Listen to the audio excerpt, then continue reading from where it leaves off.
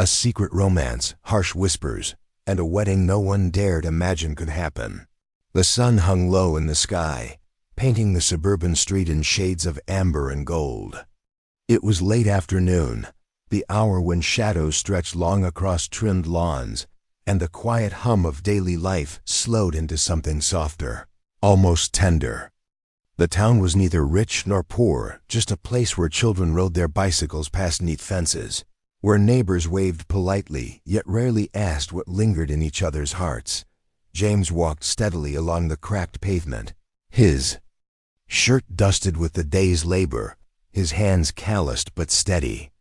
At 32, he carried himself with a quiet dignity, the kind that did not demand attention, but earned it nonetheless.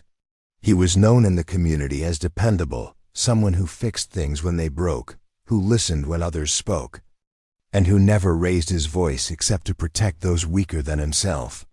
His smile was rare but genuine, and when it appeared, it left the impression of warmth long after he had gone. That afternoon, his path led him to the community center. The building itself was old, its bricks faded and its windows dulled. But there was a project underway, an effort to revive the place, to turn it into a sanctuary for art, music, and gatherings. James had volunteered to help with the construction. He was no stranger to hard work. The rhythm of hammer and saw had been a part of his life since he was a boy. His strength lay in his ability to shape what was broken into something whole again. Inside the center, light poured through high windows and scattered dust into the air, turning the room into a haze of gold. It was here that he first noticed. Her dot Claire stood at the far wall, a brush in her hand, streaks of blue and crimson blooming on a canvas taller than she was. She moved with careful intention, her brow furrowed, lips pressed tightly in thought. To anyone watching from a distance, she seemed free, an artist lost in her creation. But there was something in the way her shoulders tensed, in the way her gaze flickered to the door now and then, that hinted at the weight she carried. She came from a world of privilege, raised in a family where appearances mattered more than truths, where success was measured by reputation rather than fulfillment. Yet, for all her comforts, Claire often felt like a guest in her own life, trapped in expectations that choked her spirit. Painting was her rebellion, the one space where she could speak without words. James paused in the doorway, watching her strokes. He did not know her name yet, but there was something in her intensity that stirred him. She seemed out of place in this old building, yet somehow exactly where she belonged. Their first exchange was wordless. Claire felt his presence before she saw him, her brush slowing as if acknowledging the new rhythm in the room. When she finally turned, their eyes met. His gaze was calm, steady, unhurried. Hers was curious, cautious, yet softened by an unspoken recognition. James offered a nod, nothing more, and moved toward the pile of lumber stacked near the wall. His hands went to work measuring, sawing, fitting pieces together with the ease of habit. Claire returned to her painting, but her awareness shifted. The scrape of wood, the weight of nails driven into place, became part of the canvas she was creating. Hours passed this way, the silence between them filled not with distance, but with something unspoken. She painted colors that seemed bolder than before, as though drawn by the steady rhythm of his labor.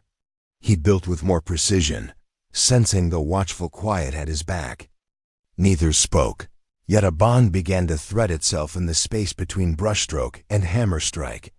When Claire finally stepped back from her canvas, sweat glistening along her temple, she caught James glancing at her work. He did not shower her with praise, nor did he critique. Instead, he gave a small smile, subtle, almost hidden, but enough to reach her dot, and for a moment, Claire felt seen. Not as her parents' daughter, not as the artist who struggled for recognition, but as herself.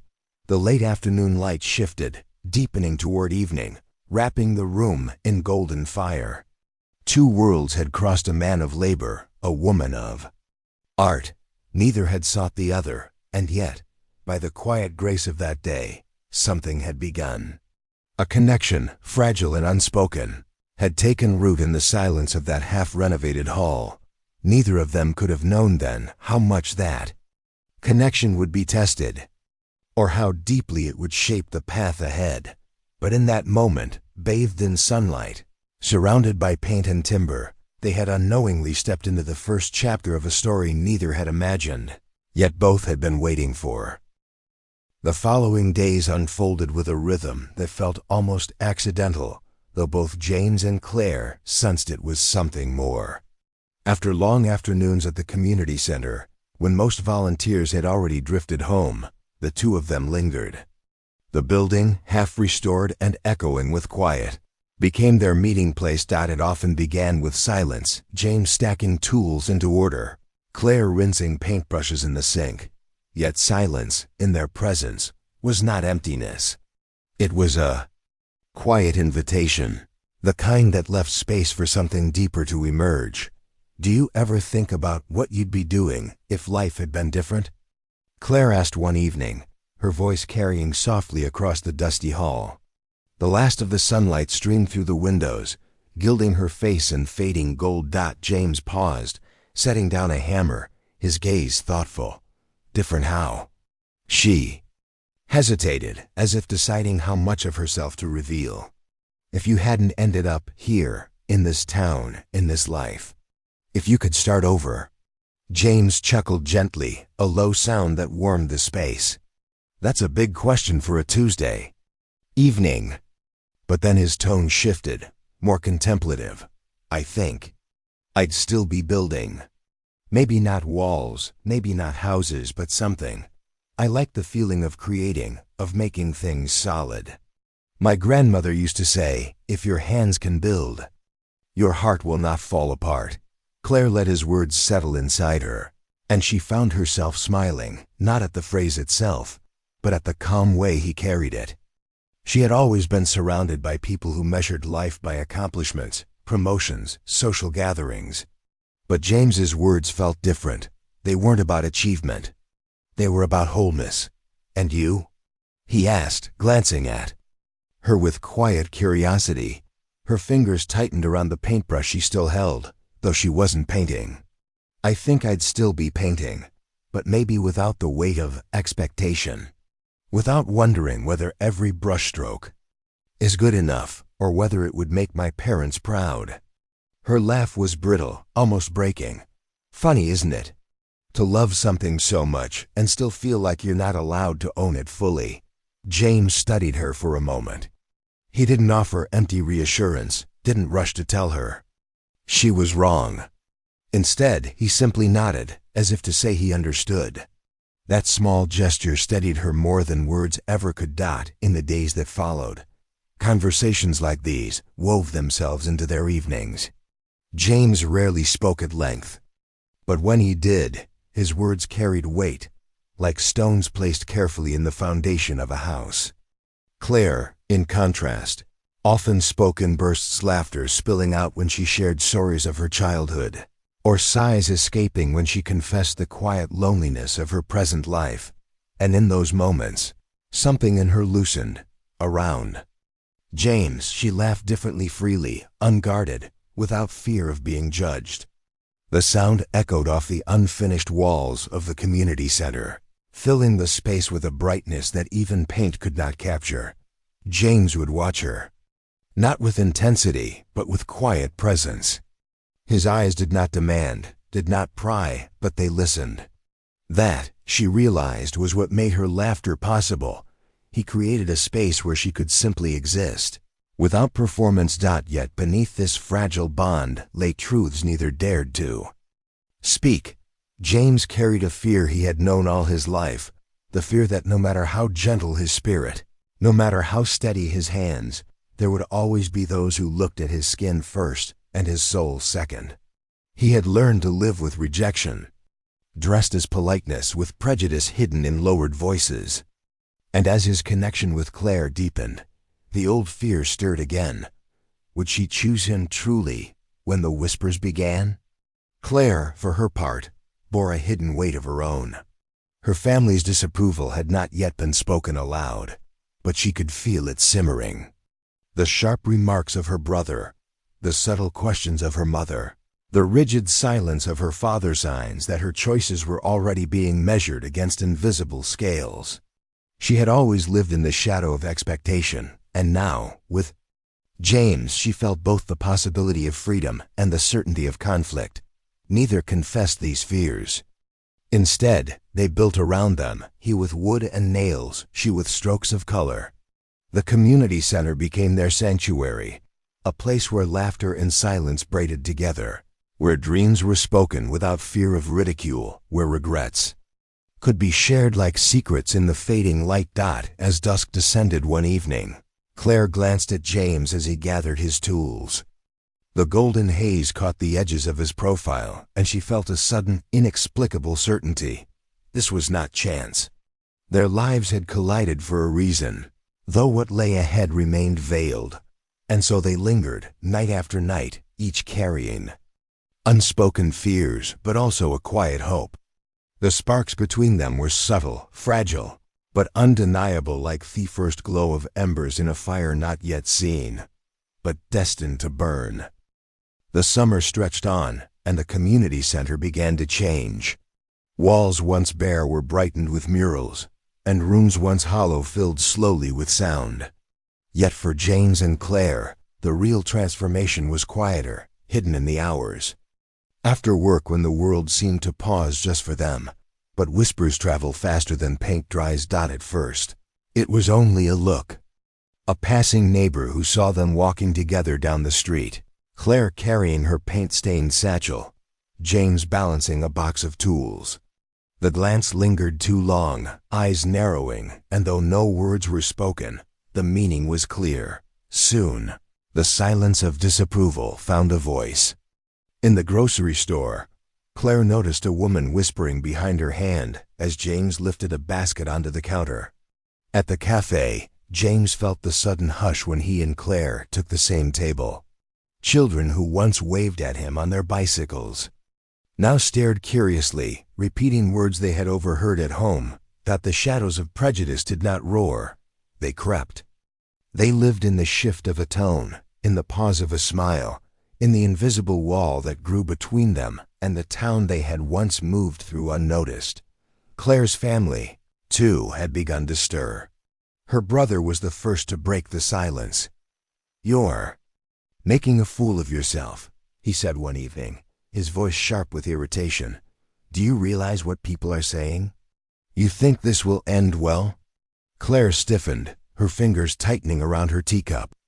"I don't care what they're saying." "Of course you care," he snapped back. "You've cared all your life about what people think. Don't pretend you don't now." His words stung, not because they were true, but because they touched the bruise she tried so hard to ignore. She had always lived under her family's watchful eye, shaping herself into something acceptable. Yet now, for the first time, she longed to break free, even if it meant shattering the image they held of her. For James, the warnings came from another direction. Friends he had known for years, men who shared laughter and sweat on long workdays, pulled him aside with hushed tones. "Don't get carried away," one of them muttered as they loaded planks into a truck. "She's not like us, you know how this ends. You'll give everything, and she'll walk away when it gets hard." James said nothing, only nodded, but inside, old wounds reopened. He had seen this story before, promises whispered in private, affection hidden away, then betrayal when the world pushed too hard. The memory of rejection sat heavy in his chest, though he never spoke of it to Claire. Still, every evening, he found himself back at the community center, tools in hand, because when he looked at her, he saw not the disapproval of others but the flicker of something rare, honesty. Claire laughed with him as though no one was watching, as though laughter itself was rebellion. And in that sound, he found a reason to stay. One evening, as the sun dipped below the horizon and painted the sky in strokes of violet and rose, Claire lingered by the mural she had been working on. It depicted two hands different in color, reaching toward one another, their fingertips almost touching. She traced the outline with her fingers, then glanced at James. "Do you ever feel," she asked softly, "that the world doesn't want us to be?" This, James set down the plank he had been carrying. He looked at her, the weight of unspoken fears pressing between them. For a long moment he said nothing, then quietly, "Every day." Her breath caught, but before despair could settle, he added, "But I also feel something else. That maybe what the world doesn't want is exactly what it needs." Her eyes glistened, the truth of his words striking deep. In that moment, the room seemed brighter, as though even the fading sunlight bent closer to hear them, yet the shadows were never far. The very mural Claire painted became a silent target of gossip, bold. Some said with disdain, "Inappropriate." Others whispered. Neighbors who once admired her work now shook their heads. And though Claire tried to ignore it, the weight of their judgment pressed harder with each passing day. Still, in the quiet moments after the world's voices faded, she and James found a fragile peace. They built it out of laughter, out of trust, out of words exchanged in the half-light of dusk. But beneath it all, both carried secrets they dared not confess. James, the fear that her family's disapproval would drive her away. Claire, the dread that her love would tear her family apart. And so they walked together, hand in hand yet shadowed by doubt, uncertain of how much longer their fragile world could hold. The fire between them was real, but so were the whispers. And whispers, once born, have a way of growing louder. The day began like any other sunlight spilling over rooftops, laughter echoing from children at play, but for James and Claire, it carried a weight they could not yet name. The community center was nearly finished. Walls gleamed with color, floors sanded smooth, the space breathing with new life. To mark the progress, the town had arranged a small gathering refreshments, speeches, a ribbon dash-cutting. Claire arrived early, her paint-streaked smock traded for a simple white dress. She looked almost nervous, smoothing the fabric as though each wrinkle mattered. James arrived moments later, his steady presence grounding her. They exchanged only a glance, a quiet reassurance that whatever the evening brought, they would face it together. At first, the gathering was light. Families admired the murals, children darted through the halls, laughter rising above the music playing faintly in the background. Claire stood near her painting, the mural of two hands, different in color, reaching for each other. Parents praised her skill, some with genuine warmth, others with smiles that didn't reach their eyes. James, meanwhile, fielded thanks for his carpentry, his calm nods carrying humility. For a while, it almost felt normal. Until Claire slipped her hand into his. It was such a small gesture, tender and uncalculated, born from the simple desire to acknowledge what he meant to her. Yet the room shifted in an instant. Conversations faltered mid-sentence. A glass clinked too sharply against a table. The air seemed to thicken, every breath weighted with judgment. James felt it first, the burn of eyes upon them, the silence, louder than any word. He glanced at Claire, half expecting her to pull away, but she held his hand tighter, her chin lifted, defiant. Whispers spread like fire. A woman near the refreshments leaned to her husband, her words clipped and harsh though barely audible. A group of young men exchanged knowing smirks, muttering. And then, like a ripple turning into a wave, the mood of the room bent against them. Claire's father was among the last to arrive. His presence filled the doorway, tall, stern, the kind of man who did not need to raise his voice to command a room. His eyes landed on their joined hands, and for a moment, time seemed to still. He crossed the floor in long strides, ignoring greetings, ignoring the art, ignoring everything but his daughter. Claire. His voice was low, restrained, yet sharp enough to cut through the air. A word, now. She flinched, but she did not let go of James. "We can talk here," she said quietly. Her father's gaze hardened. "No, not here. Not like this." James straightened, meeting the older man's stare. He did not speak, but his presence was steady, as if silently telling Claire she was not alone. The silence stretched, the crowd pretending to look away while straining to hear. Claire's cheeks burned, but she forced her voice steady. "If you have something to say, you can say it." Her father's face tightened, the mask of composure barely holding. "You're throwing away your future. With him, do you understand? What this looks like, what people are saying." The words hung heavy in the air. James's jaw clenched, the insult veiled but undeniable. He wanted to speak, to defend himself, but Claire's grip on his hand urged him to stay silent for now. Voice broke, not from weakness but from the weight of years spent bending to expectation. "For once in my life, I don't care what it looks like. I care about what it is." Gasps rippled through the room. Some shook their heads, others turned away. But just a few watched with something like quiet approval, though none dared to speak. Her father's eyes narrowed, fury simmering beneath the surface. "This ends tonight," he said coldly. Then, without another word, he turned and walked out, his absence leaving the room colder than his presence had. James exhaled slowly, the tension coiled in his chest refusing to release. Claire's hand trembled in his, yet she did not let go. Around them, the crowd shifted back into motion, pretending, laughing too loudly, avoiding their eyes, but nothing was the same. Later, when the hall had emptied and night draped itself over the town, James stood alone by the mural. He traced the painted hands, their fingertips almost touching, and wondered if art could hold together what the world seemed determined to tear apart. Behind him, Claire approached, her step soft, her voice quieter still. "I'm sorry," she whispered. He turned, shaking his head. "You have nothing to be sorry for."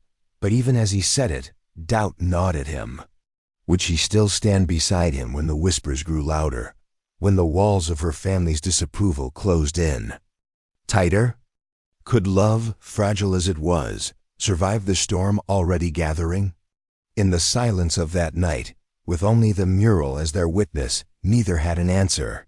Only the knowledge that the breaking point had come and they had crossed it together. The days that followed the gathering were heavy with silence. Claire returned home to find her family colder than ever. Her mother spoke to her in clipped phrases. Her brother's glares followed her from room to room, and her father would not speak to her at all. He carried his disappointment like a shadow, and though no words were exchanged, the message was clear. She had crossed a line that could not be undone. James, too, felt the shift. At the hardware store, conversations cut short when he entered. Old friends no longer lingered after work. Even the children at the center seemed hesitant, their parents' warnings shaping their innocent eyes. He tried to carry on, to remind himself of the man he was, but late at night, when the town was quiet, the weight of doubt pressed down on him. Claire saw it in his face, the way he smiled less, the way his shoulders seemed heavier. One evening, under the fading light of the community center, she touched his hand. "Don't let them win," she whispered. "Not them, not my family. They don't know you like I do." He looked at her, eyes shadowed. "And what if one day you decide you don't know me either?" Her chest ached at his words.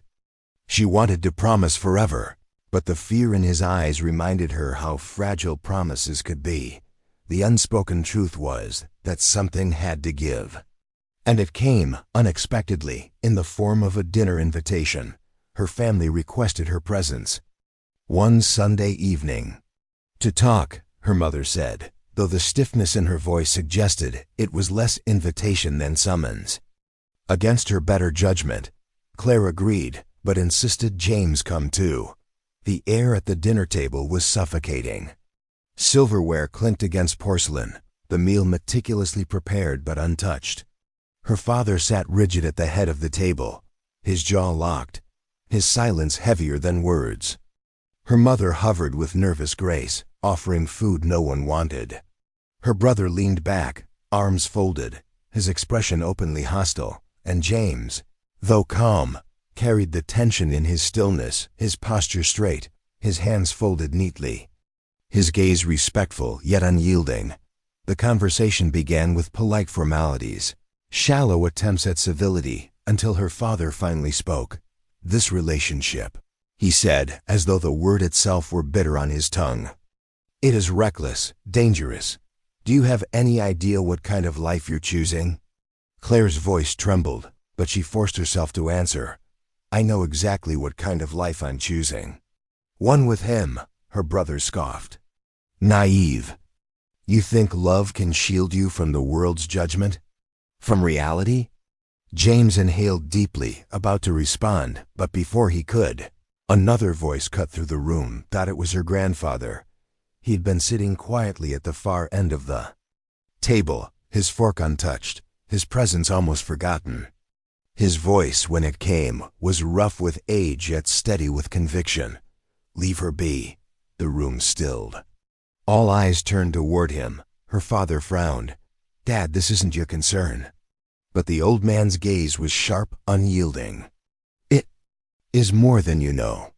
He set his fork down, hands trembling slightly, not from weakness but from the weight of what he carried. "Because I've been where she is now. Long before any of you were born." A silence deeper than any before fell over the table. Claire leaned forward, her breath caught. James watched, sensing the crack of something long buried. Her grandfather's voice softened. "I once loved a woman. She was kind, strong, and yes, she was black. We dreamed of a life together. But the world whispered. My parents forbade it. My friends warned me, and in the end, I chose their approval over her love." His eyes glistened as he spoke, the decades-old regrets spilling out like a wound reopened. "I let her go. I watched her walk away, and I told myself it was for the best. But do you know what I've carried all these years? Not pride, not peace, only regret." Claire's mother covered her mouth in shock. Her father shifted uncomfortably, anger warring with disbelief. Her brother stared, speechless, but her grandfather looked only at Claire. "If you love him, child, do not let them steal it from you. Do not make my mistake. The world's prejudice will bruise you, but the wound of giving up true love will never heal." James felt the words strike deep, a truth he had longed to hear but never expected. Claire's hand reached for his beneath the table. Trembling but sure, her father rose suddenly, his chair scraping against the floor. His face was flushed, his authority shaken. But for the first time, he did not argue. He left the room in silence, his footsteps heavy. The table remained quiet, stunned by what had been revealed. In that moment, the battle lines shifted. Not all hearts were changed, not all walls torn down, but the silence that had protected prejudice for generations had been broken. And for James and Claire, the impossible no longer seemed quite so unreachable. Months slipped by, carrying with them both tension and transformation. The dinner had left the family fractured, yet something had shifted. The silence could no longer hold. Claire's grandfather's confession lingered in the air like a ghost, unshakable, undeniable. For her father, it became a shadow he could not escape, a mirror he did not want to face.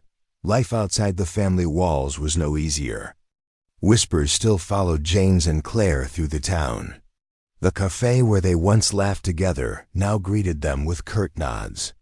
Invitations to gatherings grew fewer, friends more distant. Yet amidst the coldness, there were also sparks of warmth. A neighbor who smiled a little too knowingly, a child who waved without hesitation, an old woman who stopped James on the street to say softly, "Don't let them change you." And so, despite everything, their bond only grew stronger. They spent evenings at the nearly finished community center, sitting on the wooden steps James had built, watching the sun melt into the horizon. Claire painted a final mural, two hands, once reaching, now clasped together, entwined. James helped her steady the ladder, his hand always ready to catch her should she fall. One evening, As the last of the mural dried in the fading light, James turned to her, his voice quiet but resolute. "I don't have riches. I don't have approval from the world. But I have this." He gestured to his heart. "And it's yours, if you want it." Her answer came not in words, but in the tears that welled in her eyes, the way she threw her arms around him, the way her laughter rang out against the evening sky. The decision was made. They would marry. Not because the world allowed it, but because their hearts demanded it. The day of the wedding arrived under a sky painted in soft hues of peach and gold. It was late afternoon, the sun warm but gentle, as though the heavens themselves conspired to bless them. The ceremony was simple, set outdoors beneath the old oak tree that shaded the community center. Folding chairs lined the grass. Adorned with wildflowers, Claire had gathered herself. There were no lavish decorations.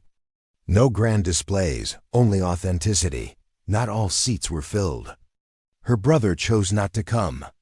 Several relatives stayed away, their silence louder than words. Yet the absence did not diminish the day. It only made the presence of others more powerful. Friends from the center, neighbors who had come to admire their courage, children who adored James. These faces filled the space with warmth. And then there was her father. He stood at the back at first, stiff in his suit, as though unsure whether he belonged. His eyes were restless, his jaw set, but he did not leave. For all his anger, he could not ignore his daughter's joy. It was her grandfather who rose when the music began, leaning on his cane yet walking with surprising strength. He offered Claire his arm. She looked at him with tears brimming, her heart swelling with gratitude. Slowly, deliberately, he led her down the aisle, his voice low enough for only her to hear. "This time let love win." James stood waiting beneath the oak, his suit plain, his hands trembling slightly. But when Claire approached, all steadiness returned to him. His eyes lit with a warmth that seemed to chase away every whisper, every stare, every shadow. Their vows were not ornate, not polished with poetry, but raw and true. "I choose you," Claire said, her voice breaking. "Not because it is easy, but because it is worth it." "I choose you," James echoed, his tone steady as stone. "In a world that may turn its back, I will stand with you, always." When they sealed their vows with a kiss, applause rose not. Thunderous but heartfelt, every clap echoing with the courage it had taken to reach this moment. Even her father, still at the back, bowed his head slightly, a gesture small but significant. He was not yet ready to embrace, but he was no longer able to deny. The sun dipped lower, casting golden fire through the branches of the oak. For a brief, perfect moment, the world seemed hushed, as if pausing to acknowledge that something rare had just taken root. Love that had not only survived prejudice, but defied it. The evening light was fading, brushing the sky in strokes of violet and gold, when the last of the guests drifted away. The oak tree still stood tall, its branches swaying gently as though it had witnessed countless seasons of struggle, and was now proud to host a new beginning. James and Claire remained beneath it, their hands still intertwined, their hearts still racing from the vows they had just spoken. Yet this was never only about a wedding. It was about everything that had led. Here the quiet moments of fear, the whispered doubts, the nights they lay awake, wondering if love could survive the weight of the world. It was about the sideways glances in grocery stores, the voices that had told them no, the silence that had stung even more deeply than words. And it was also about the courage to keep walking anyway. The narrator's voice lingers, steady and reflective, almost as if speaking directly to the listener's own heart. Prejudice builds walls, but love, when chosen with courage, can tear them down. Against whispers, against rejection, against time itself, James and Claire stood firm. Their story is not just about a wedding, but about the quiet revolution that begins when two hearts refuse to surrender. As those words settle, the picture becomes clearer. Their marriage was not a single act of defiance, it was a statement. A beacon, a promise to those who came after that walls do not have to stand forever. Because walls, no matter how high, are made of human hands. And what is built by hands can also be torn down by hands, especially when guided by love. Claire's father, standing at the edge of the celebration earlier, had been unable to bring himself forward, yet even his stillness carried meaning. Change does not always arrive in grand gestures. Sometimes it begins in the quiet cracking of old certainties, in the way a man who once said never can no longer say it with conviction. For James, the journey had been heavier still. A lifetime of being measured before he could speak, judged before he could act, weighed on every step he took.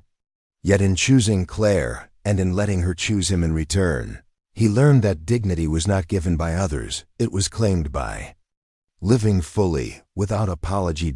And for Claire, raised in a world that promised her comfort, but not freedom, loving James meant stepping into a fire she had long been told to fear. In the flames, she discovered not destruction, but truth. That freedom is not found in privilege, but in authenticity.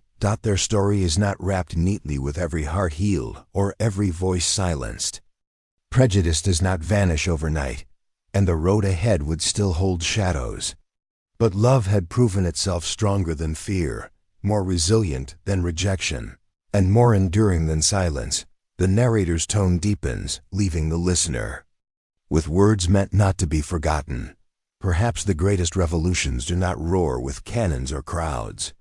Perhaps they are born beneath oak trees, in the clasp of two hands, in the courage of two souls who choose each other despite the world. That is what James and Claire gave us, a reminder that when love refuses to surrender, it does not just change two lives, it changes us all. And as the night settles fully, the oak tree holds their vows in its branches, whispering them to the wind, carrying them beyond the town, beyond the whispers, beyond the years to come. Their love, a quiet revolution, had only just begun.